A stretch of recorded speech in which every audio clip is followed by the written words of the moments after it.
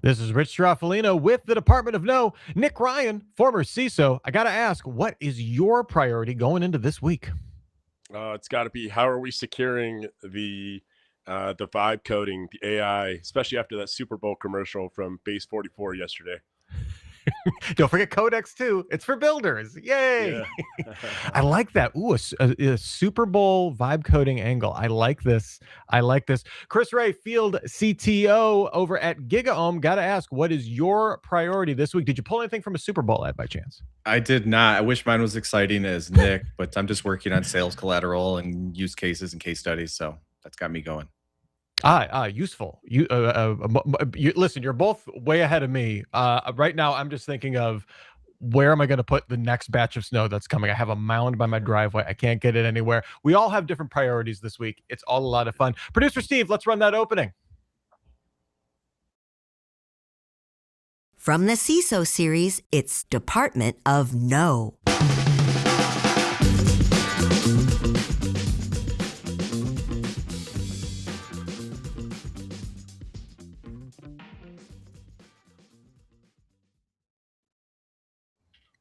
Yes, indeed. It is the Department of No, your virtual Monday strategy meeting. Our sponsor for today is ThreatLocker. Remember to join ThreatLocker for the most hands-on cybersecurity learning event of the year. That's March 4th through 6th in Orlando. We'll talk more about that later. And you can get involved in our YouTube live chat.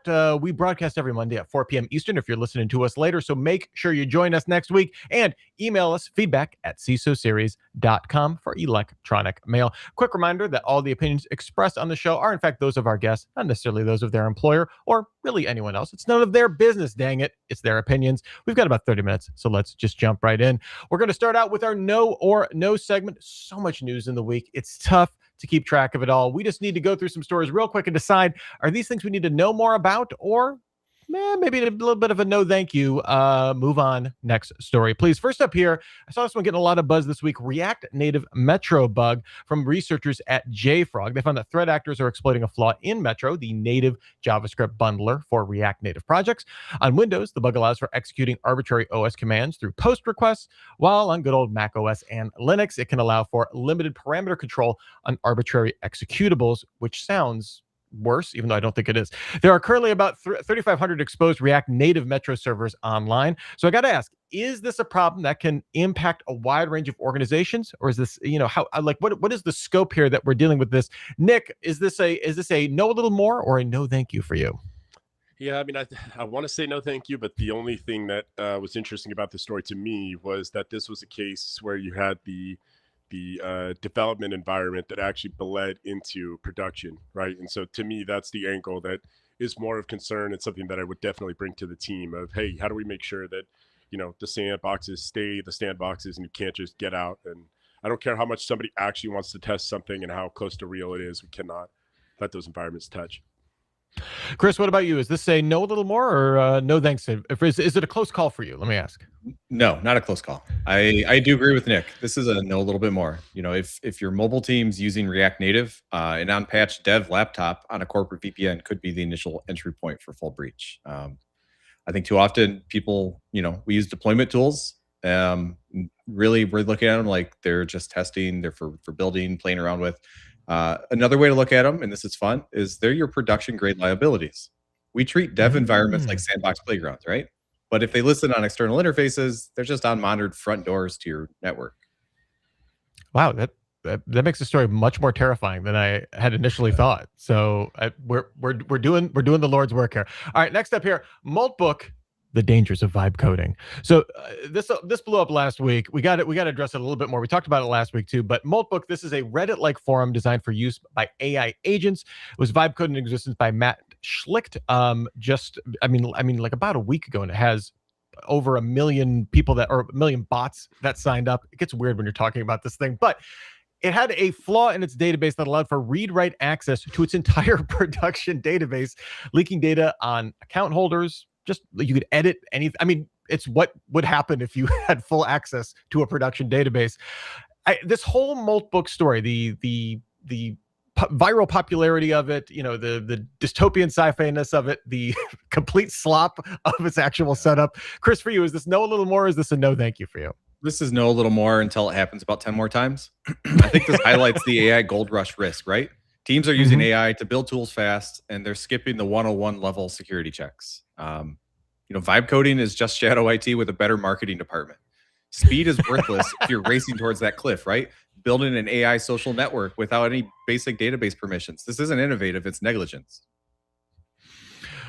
Nick, what about for you? Where are you at with this story? Yeah, no, I agree. This is something where, I joked about it, but it is true. Like, you see the Super Bowl commercial and, they make it look so easy, right? Like, hey, look at the app you can make, right? And, famously in security, we know that the minute we tell somebody, no, they can't do it, right? They're trying to figure out ways to get around it, to jump over, to go under.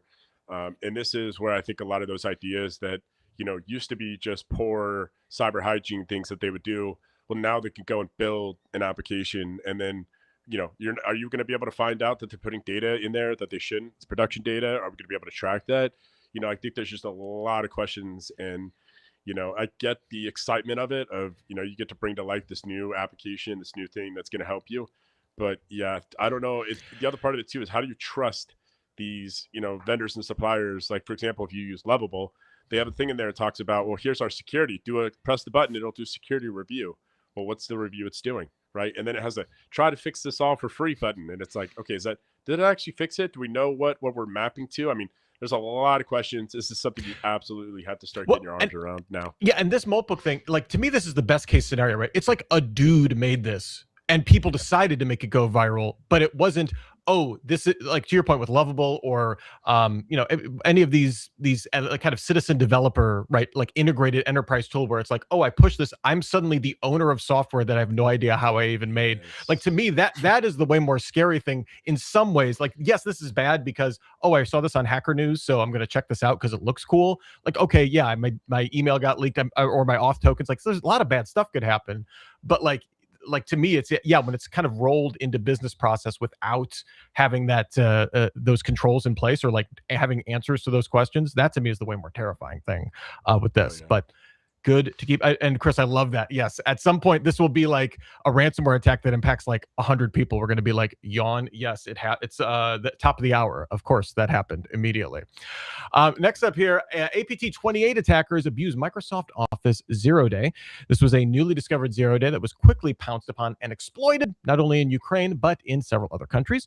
It shows the speed and sophistication of nation-state actors. In this case, good old Fancy Bear. Given how much we all depend on Microsoft, is this a no a little bit more, or a no thanks for you, Nick? Okay, I'm going to go a little controversial here. I'm actually going to say no thanks. And the reason for that for me is, look, we could just get fatigue of all the different 0 days and all the things that are coming out. And I just try to be very careful with my team of what are the things that we actually ring the alarm bell for, that we're trying to make sure we're deep diving into. Because, and I know Chris has the same experience. There's so many times where, like, we'll have a lot of concern about something, and then we'll have the teams go and deep dive, and they come back and say, actually, we're not impacted at all, right? Or it's one machine. And you do that enough, and you start to realize, okay, maybe I just don't need to be, screaming wolf every 5 seconds when something comes out like this.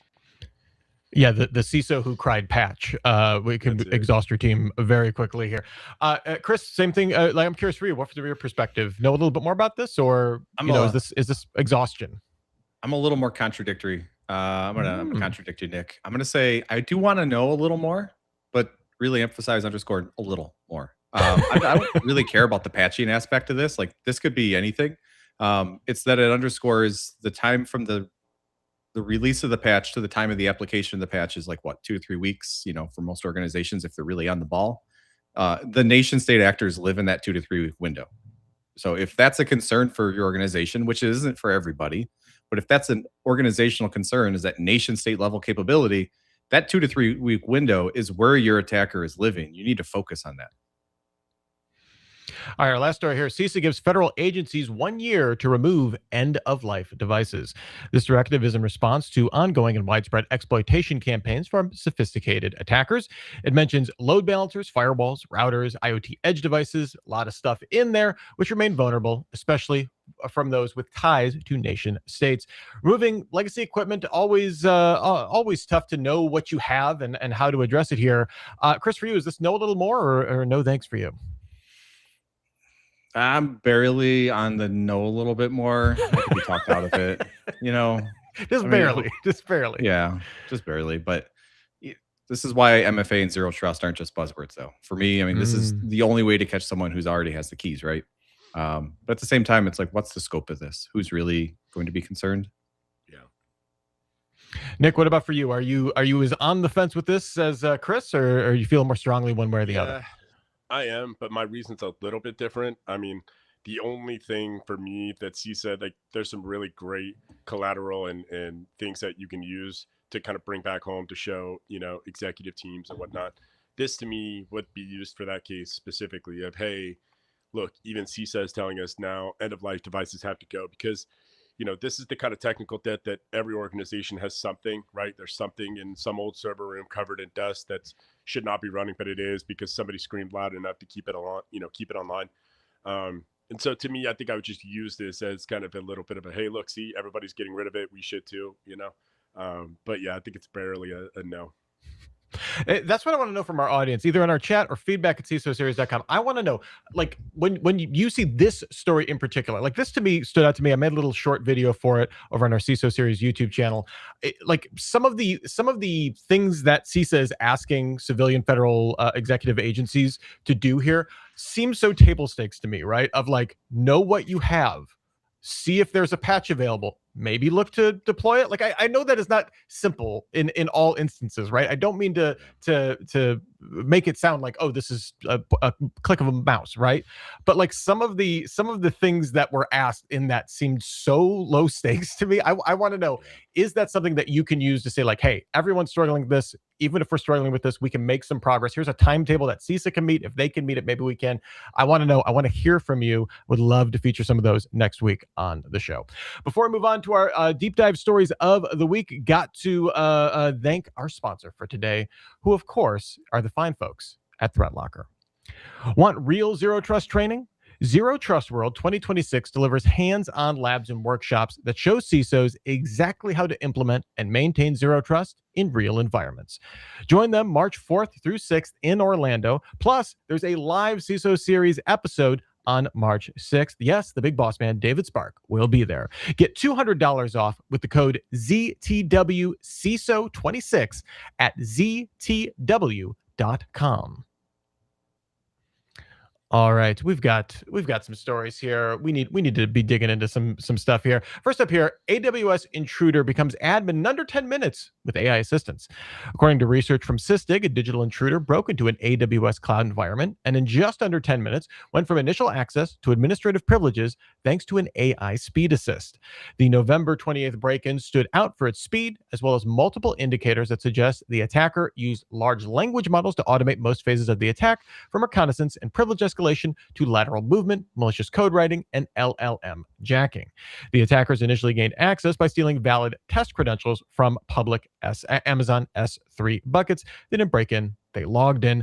I guess this is some version of every CISO's current nightmare, right? Like, how do you deal with the possibility of this idea of, kind of this AI speed boost? Nothing net new here, but all of a sudden much more capable, much more quickly. Nick, I'm curious from your perspective, like, how does this story strike you?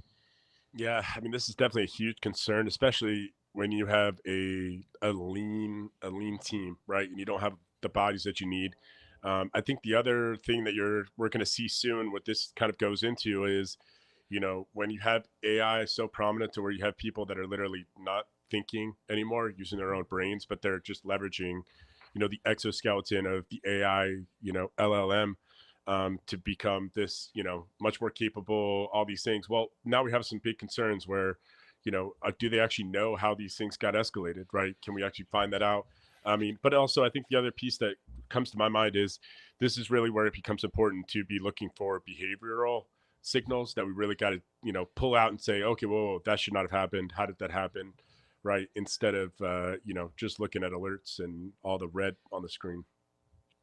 Chris, what about you? I mean, is behavioral the answer here, or a bigger part of the solution here? Or what is your takeaway from this story? Yeah, so I do agree. Behavior is a part of it. I try to anchor any strong opinion in some sort of security fundamental. That way, at least I can argue it and look like I know what I'm saying. Let's bucket behavior as one layer in the defense in depth strategy, right? This is the key under the mat exposed S3 credential. That's a failure of basic hygiene.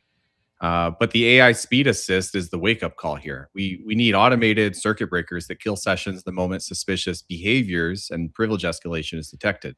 We know the AI hasn't changed what attackers are doing. What has changed is it's the tempo, it's the speed at which things happen. We're still human speed defense going up against machine speed attacks. If your SOC relies on a human to click approve on an alert, you're already lost. Yeah, this reminds me. I mean, it's the constant, people, process, technology triangle, right? I think of this, and this is really that intersection into process, right? Because you're right. It's like, how do we make this decision faster so we can make the right decision? And that definitely, like, it feels like now it is completely indispensable to have technology at some point, like leading into that in a way that I'm sure there have been other instances of this that are just escaping me, but that the latency in that transfer it seems like it's now down to like nothing anymore, and that seems to be like a challenge and a huge opportunity, right, for threat actors that don't kind of have to deal with that same problem. Again, nothing new. Oh, defenders have it harder. Like, breaking news here. But yeah, that to me is just what you were saying, like, really got me thinking along those lines. So Rich, before we go ahead, throw Nick. in there too about is, if I'm thinking about, okay, so now we have the AI assistant on the attacker side. Okay, well then I'm sure very soon it's going to be on the defender side. It's, hey, how do we patch these up? And then we're using AI there, and then it just becomes like this pong battle back and forth of, the LLMs, cat and mouse, which is going to be exponentially faster than what we as humans can do. But yeah, I think that's where we really got to focus on behavior, right, and getting our arms around it. So what's interesting is I talk to probably 300 vendors a year about a variety of security topics. And I ask them all the time, like, where are you guys at with your AI actually doing practical SOC stuff? Like, interventions, interdictions, that sort of thing. And they're like, honestly, it sounds really good. And people ask us about it. But then when we sit down and tell them what it would do, what it won't do, they're just not ready for it. So until the people who are implementing these technologies are comfortable with AI taking actions on their behalf, you're not going to see that growth, that maturation in the technologies. We have the capabilities, obviously. I mean, the attackers are using AI. It's there, it exists, but buyers aren't ready to adopt it. Do stories like this help tell that story, right? Of like, this is the timetable now that you have 10 minutes, right, from like initial point of access to there's some vendors they've already released capabilities that are machine speed defense mechanisms, but they're not building them and releasing them because buyers are asking for it. These are vendors that are very forward leaning, and they're saying, we're betting that this is how the future of defense is going to work. I mean, I think what I think about is that one statistic always comes to my mind that IBM published a few years ago, which is the average time in which an attacker stays in your environment before you find out about them, right? And it's crazy. It's like 6 months or 4 months or something along those lines. And so whenever I hear stories like this, I'm like, okay, was it only, even though the actual action might have been, within minutes, right? It's the bigger question of, well, how long were they in for? How long were they cased into place? And, how many things did they try before it actually got through, right? There's just a lot of things that go into that as well. But I think the other piece of it is it just kind of hammers home the importance of identity management, right? Like privilege control, access control, like these things that, like Chris brought up before. I mean, it's kind of the table stakes for everything, right? With MFA and all these different things. Like, we really got to make sure that those T's are crossed and I's are dotted, and hopefully that helps out in a lot of this escalation. Don't leave out the lowercase j's either. All right, our next story here. CISA is silently updating vulnerability notices. CISA's known exploited vulnerability catalog has become industry mainstay for patching and for providing guidance on patching timelines for government agencies. In fact, they're mandated to have to hit certain patch dates. However, Grey Noise researcher Glenn Thorpe noted that the agency is not giving notice when it changes its known ransomware use indicator from unknown to known. He argues this represents a material change in risk posture that changes organizational priorities. In an analysis, Thorpe identified 59 flipped vulnerabilities impacting Microsoft, no surprise there, but also Ivanti, Fortinet, and Zimbra, some big names there. Of these, 39% confirmed to be used in ransomware campaigns in 2025 were added before 2023. So these had been kind of unknown for a while, and they were updating some stuff for some pretty old stuff here. CISA, of course, it's probably not good for them that we're mentioning them 2 times in this show, but their struggles and the shift in that agency we've documented quite well on the show here. Most recently, the possibility of a new CVE structure based in Europe. I'm curious, does this quiet change of status concern either of you in terms of CISA's ongoing shifts in priorities, or perhaps how it protects your own organization? Chris, I saw you smiling there a little bit. What are your thoughts on this? Yeah, it irritates the hell out of me. CISA is trying to be the source of truth, but if they lose transparency, they lose the industry's trust, right? Defenders need the delta, so what's changed, not just a list or the whole dump that's been put out. Telling me there's a bug that's exploited is like a 5 out of 10 on the scale, right? Telling me it's been used for ransomware makes it an 11 out of 10. Hiding that update is a failure in communication. I mean, Nick, is there anything? What did you think when you saw this story? I'm curious.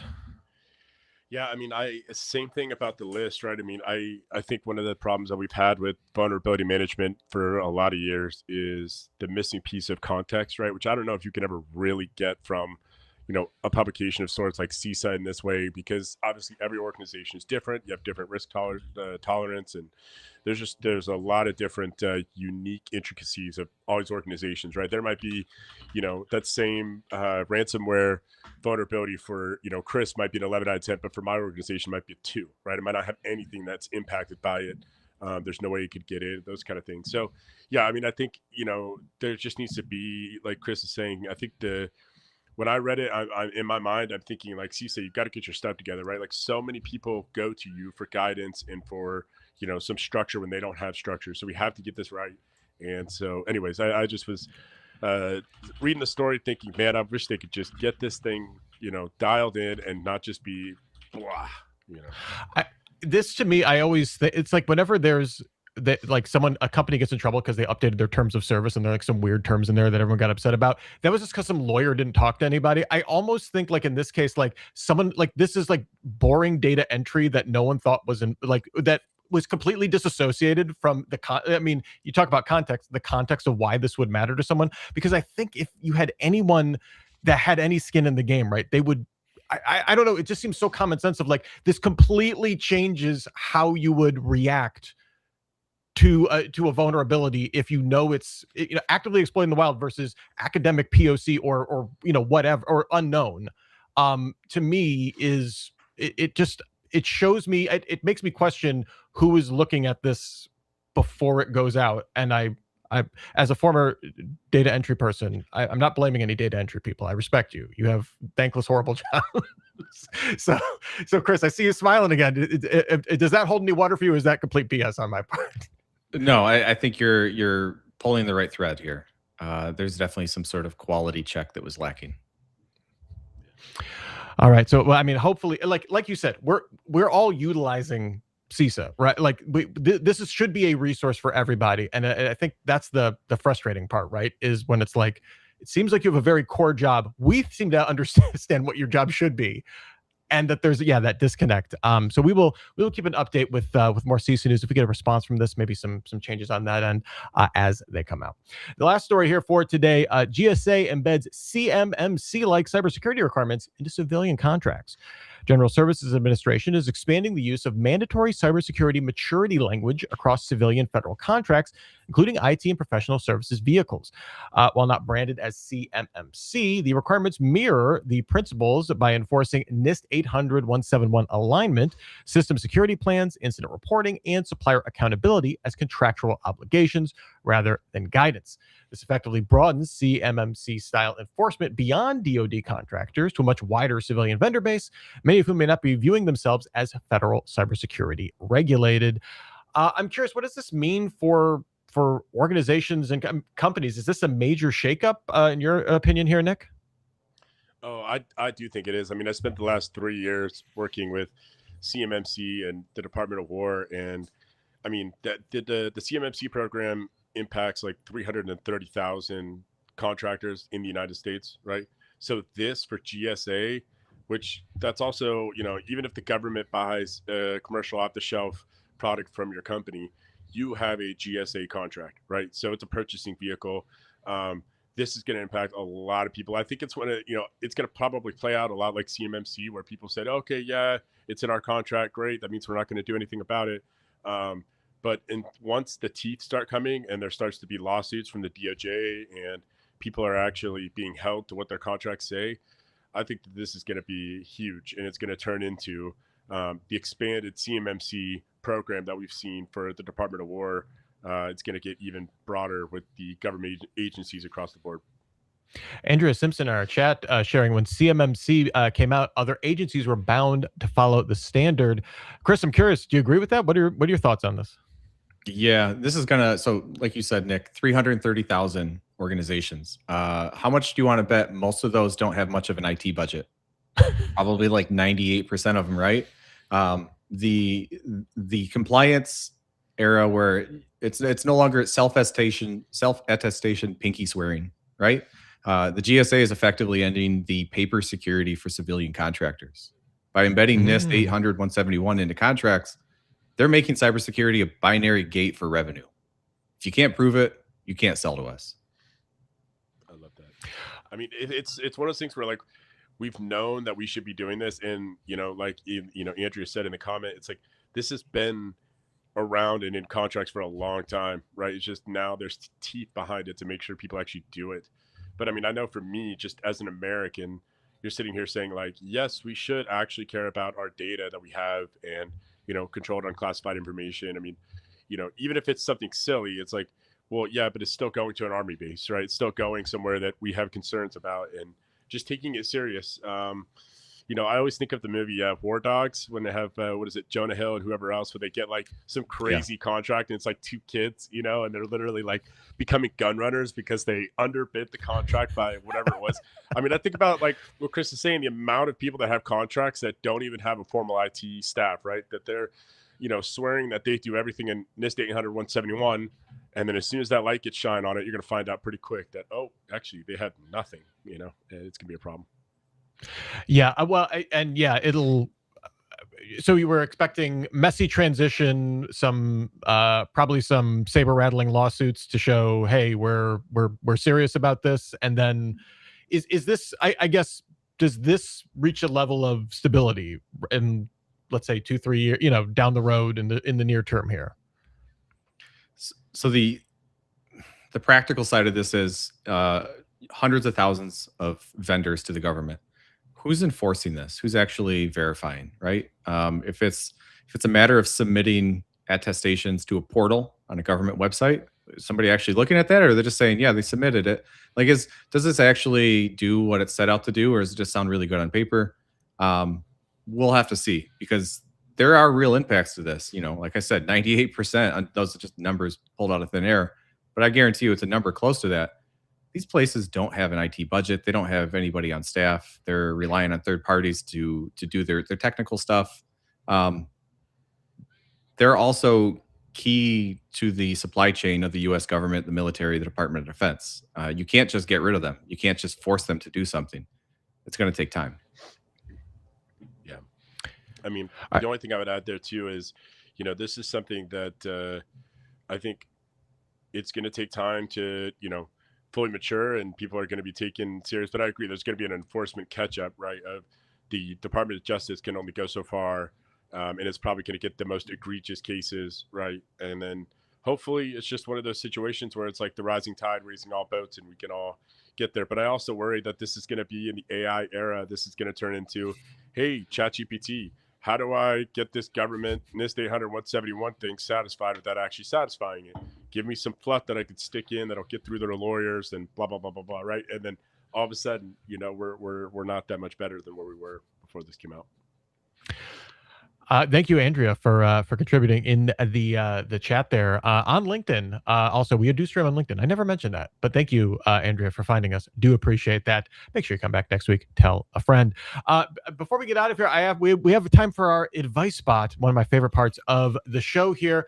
Nick, I'll start with you. What's one piece of advice, just kind of based on our conversation that we've been having today here, that you'd like to share? Kind of a takeaway that you'd like to share with our audience here. Yeah, I mean, I think if you're a CISO or you're an executive, there are people in your organization right now that are building applications that you have no idea about. And so I think getting ahead of that and trying to figure out what they're doing, how you can put some kind of control in there, communicating with them. You don't want to shut them all the way down, but at least, have the conversations. So yeah, that's something where I would get in front of that before it becomes a bigger problem. Chris, what about you? What do you want to leave our audience with today? So I'm going to tag on a little bit to Nick's there and just say there are technical things that you can do as a CISO, as a leader in an organization to implement to get a handle on your shadow AI, your whatever you want to call it. From my opinion, I say, whether it's assisted attackers seizing control in minutes or the government turning best practices into legal requirements, this episode makes it clear the era of good enough security is dead. The era of automated, verified resilience, it's coming. I like it. I like we're recognizing the dawn of the new era that we are already in. Thank you both so much, Nick Ryan, former CISO, and Chris Ray, the field CTO over at GigaOM, for being on the show. Amazing stuff. Thank you to both of you. We will have to have you on before too long. If you want to follow them on the cyberspace, we have links to their LinkedIn profiles on our show notes. So make sure you check those out. Give them a follow and maybe ask for a connection. I don't know how liberal you are with either of that, gentlemen. So I can't guarantee success. I'll just say they're both worth a follow. Thanks also to our sponsor for today, ThreatLocker. Join ThreatLocker for the most hands-on cybersecurity learning event of the year. That's March 4th through 6th in Orlando. And remember, you can send us feedback anytime. Feedback at CISOseries.com. If you're using some of the stories that we're talking about on our show to bring things to bring up with your security team, we'd love to hear from you. Feature that on the show. Would be so awesome. Join us again next Monday, 4 p.m. Eastern, for another edition of the Department of No. To register for the live show on YouTube, just head on over to the CISO Series or our events page at CISOseries.com. Thanks for joining our Monday stand-up. Have a great week. And for myself, for our glorious producer, Steve Prentice, for the big boss man, David Spark, and all of us here at the CISO Series, here's wishing you and yours to have a super sparkly day. Cybersecurity headlines are available every weekday. Head to CISOseries.com for the full stories behind the headlines.